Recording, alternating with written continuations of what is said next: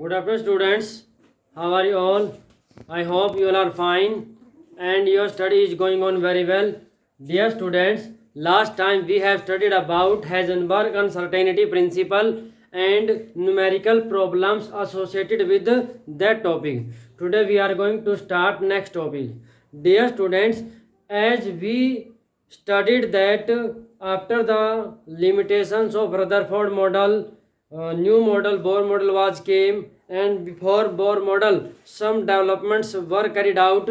In the same way, after the limitations of Bohr model, some developments were carried out that were moving towards the new model, three dimensional model, quantum mechanical model.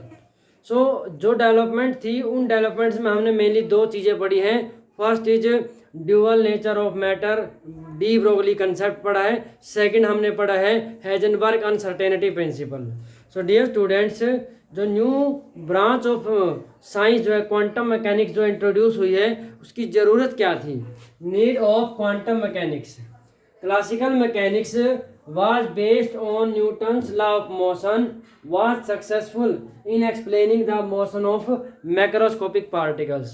देखो, जो new three dimensional model है उससे पहले जो classical mechanics थी वो mechanics जो है वो मैक्रोस्कोपिक पार्टिकल्स की मोशन को एक्सप्लेन करने में एबल थी, सक्सेसफुल थी. और वो जो मैक्रोस्कोपिक पार्टिकल्स की मोशन थी that was based on Newton's law of motion. But ये जो न्यूटन्स लॉ ऑफ मोशन जो है these were not applicable on the motion of microscopic particles like electron, proton और न्यूट्रॉन. तो इसीलिए new branch of science quantum mechanics was introduce. So quantum mechanics it was put forward by developed by Erwin Schrodinger. Erwin Schrodinger scientist का name है. 1926 में उसने एक equation दी for the wave motion of an electron. Electron की wave motion से related equation दी and that is known as Schrodinger wave equation. And equation is, और जो स्क्रोडिंजर वेव इक्वेशन जो है उसने क्या किया, for the wave motion of electron in three dimensional space. अब देखो, बोर मॉडल के अकॉर्डिंग अगर बात करें, electron revolve in definite path, definite circular path orbits and that orbits are planar. उसके अकॉर्डिंग हम बोलते हैं कि एटम की स्ट्रक्चर फ्लैट होनी चाहिए, बट इन एक्चुअल एटम की स्ट्रक्चर फ्लैट नहीं होती. Atom is three dimensional. तो इसीलिए किसी थ्री डायमेंशनल स्पेस में वेव मोशन के साथ इलेक्ट्रॉन के बारे में कंप्लीट जो इक्वेशन दी गई है इरविन स्क्रोडिंजर ने दी है and that is known as Schrodinger wave equation. And equation is curly square psi upon curly x square plus curly square psi upon curly y square plus curly square psi upon curly z square plus 8 pi square m divide by x square into e minus v bracket close और psi is equal to 0. So dear students, इस equation में यहाँ पर आप देखें curly square psi upon curly x square. सबसे पहले तो ये देखो एक्स वाई जेड, हमने देखो हम क्या बोल रहे हैं, three dimensional space around the nucleus है, उसमें इलेक्ट्रॉन की वेव मोशन को स्टडी कर रहे हैं. तो एक्स वाई जेड ये क्या है, these are the coordinates of electron. Electron के कोऑर्डिनेट है, जैसे एक्स एक्सिस वाई एक्सिस और जेड एक्सिस होता है. उसके बाद curly square psi upon curly x square की बात करें तो दिस इज, ये क्या होता है, second derivative of wave function psi. Wave psi क्या है, wave function psi with respect to x. तो curly square psi upon curly x square क्या है, ये सेकंड डेरिवेटिव है किसका, वेव फंक्शन साई का, किसके रिस्पेक्ट में, एक्स के रिस्पेक्ट में. Similarly curly square psi upon curly y square क्या है, this is second derivative of psi with respect to y और this is second derivative of psi with respect to z axis. Pi constant है, m mass of electron है. M क्या है इसमें, मास of electron. उसके बाद है एच क्या है, प्लैंक्स कांस्टेंट. और ई जो है, ई क्या है, टोटल एनर्जी ऑफ इलेक्ट्रॉन. ये टोटल एनर्जी ऑफ इलेक्ट्रॉन. उसके बाद V क्या है, पोटेंशियल एनर्जी ऑफ इलेक्ट्रॉन, ये क्या है, potential energy of electron. So dear students, next point जो आता है that is significance of psi and psi square. Psi जो वेव फंक्शन है और साई स्क्वायर उसका क्या सिग्निफिकेंस है। Significance of psi and psi square. Dear students, जो वेव इक्वेशन में साई है और साई स्क्वायर है, इन दोनों का क्या, वेव इक्वेशन में साई है, साई स्क्वायर नहीं है, तो साई का और साई स्क्वायर का क्या सिग्निफिकेंस है। तो there is no physical significance of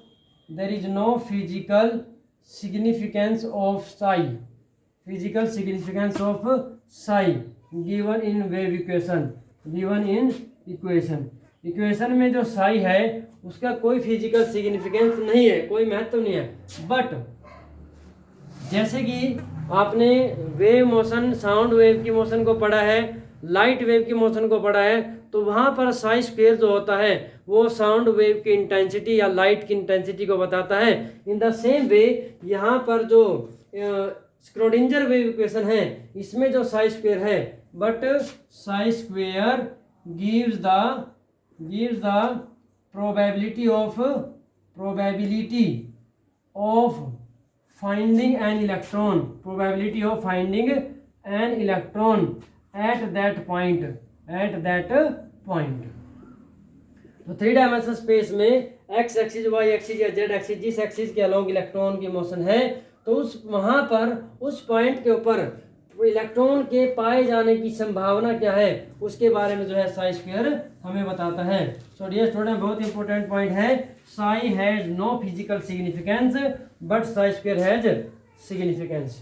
तो इसी के बेस पर एक न्यू कंसेप्ट आता है atomic orbital. Quantum mechanical model में एटॉमिक ऑर्बिटल की बात करते हैं। एटॉमिक ऑर्बिटल क्या होता है। Next is atomic orbital.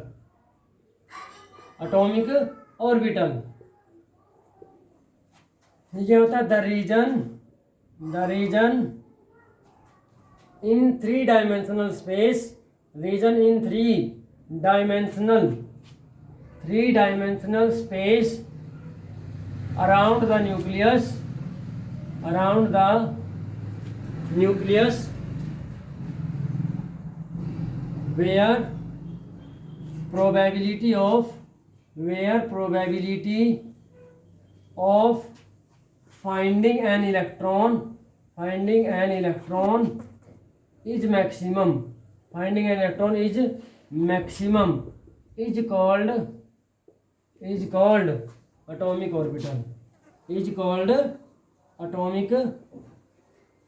orbital। So dear students, जैसे हमने बोर मॉडल के अकॉर्डिंग पढ़ा है, इलेक्ट्रॉन सर्कुलर पाथ में एक डेफिनेट पाथ में रिवॉल्व करते हैं, but according to quantum mechanics electron circular path में नहीं होते। इलेक्ट्रॉन जो है वो न्यूक्लियस के चारों तरफ रैंडमली जो है प्रेजेंट होते हैं। किस तरीके से प्रेजेंट होते हैं, जस्ट लाइक द हनी बीज।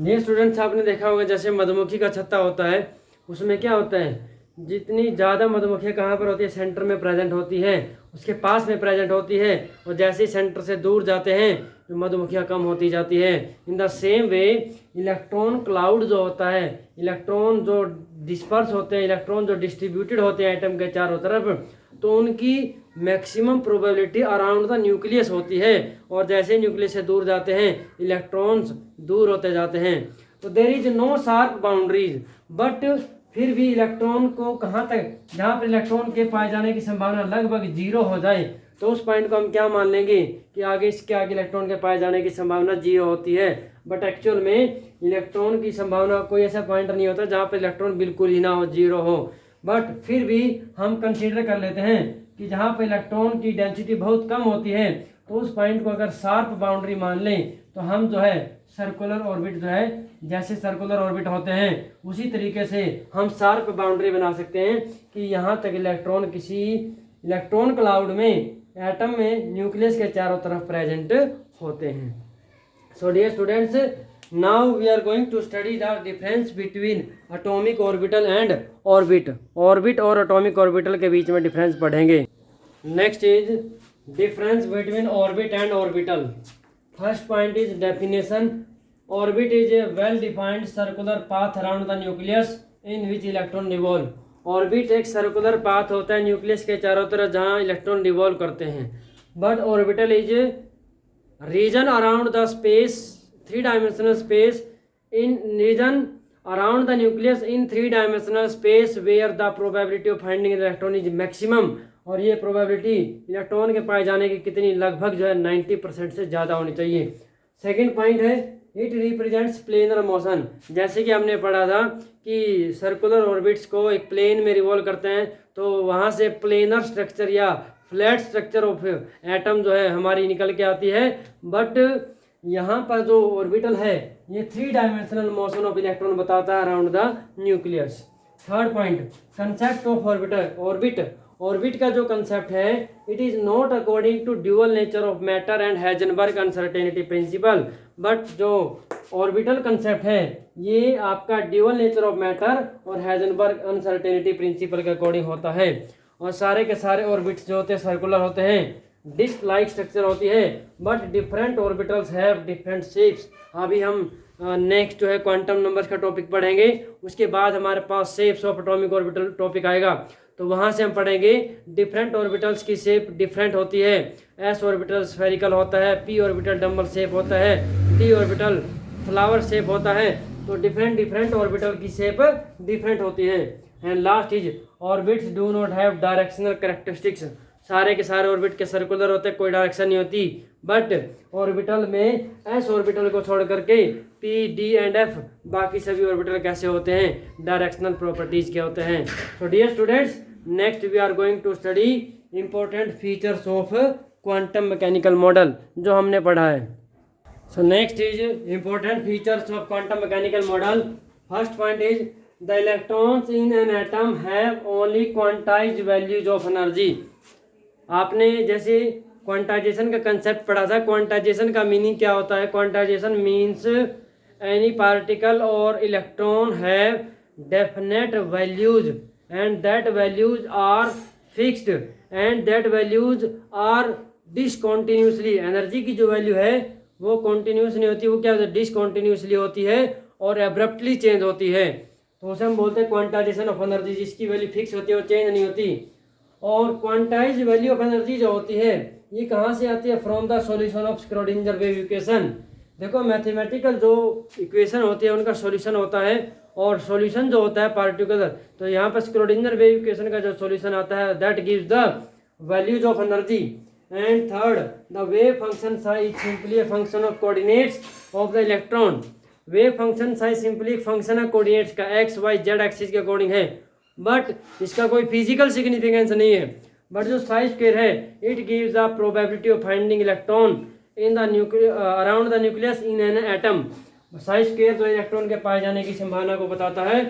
Bye finding psi square at different points, nucleus के अराउंड जो है अलग अलग पॉइंट्स के ऊपर साइज स्क्वायर की वैल्यू को फाइंड आउट करके we can find out the space around the nucleus where electrons are found, that is we can find out the orbital.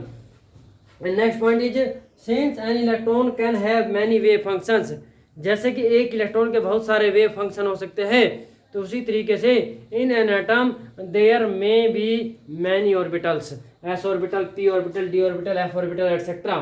Sai contains all the information about an electron. Psi जो wave function होता है it contains many information, all the information related to electron in an atom. So dear students, this topic that topic we have to study today is of great importance, and next we will study very important topic, that is quantum numbers, and that we will study in the next lecture.